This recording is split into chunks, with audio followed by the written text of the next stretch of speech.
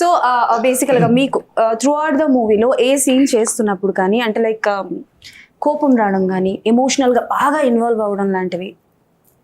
బేసిక్గానే నేను చాలా emotional, sensitive. ఇంత సెన్సిటివ్, అంత అంత క్రూయల్ క్యారెక్టర్ అలా చేశారు? క్రూవల్ కాదండి, యాక్చువల్గా అందరికీ ఉంటుంది. సాడ్నెస్, హ్యాపీనెస్, యూనో, గ్రీఫ్, అది ఎంత డిగ్రీ ఉంటుంది ఒకటి ఉంది. సాడ్నెస్ ఎంత డిగ్రీ ఉంటుంది, కోపం ఎంత ఎంత ఉంది అండి.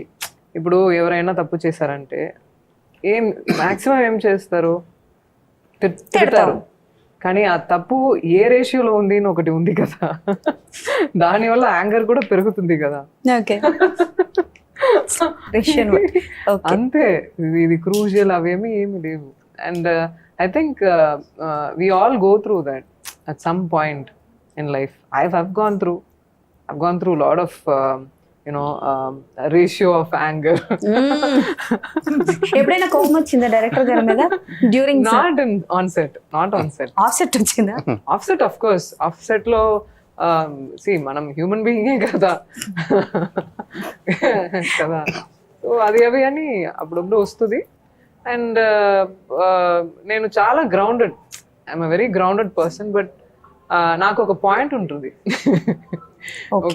ఒక లెవెల్ దాటి వెళ్తే then I get angry. I really get angry. ఎప్పుడైనా అంటే like any situation is there ఆయన మీద కోపం రావడం కానీ? తన మీద యాక్చువల్ గా కోపమే రాలా.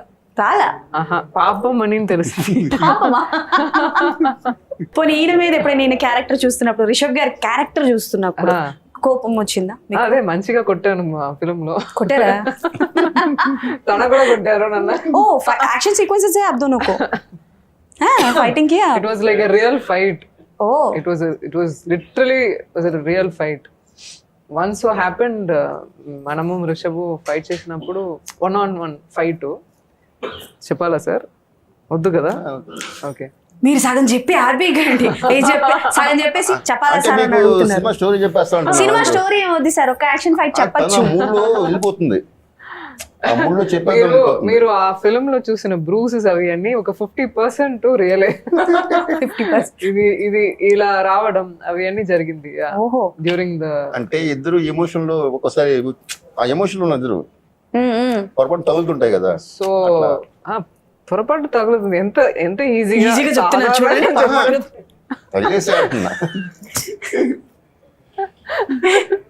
ఓకే, సో వర్కింగ్ విత్ మా దక్షిణ గారితో వర్క్ చేయడం ఎలా అనిపించింది?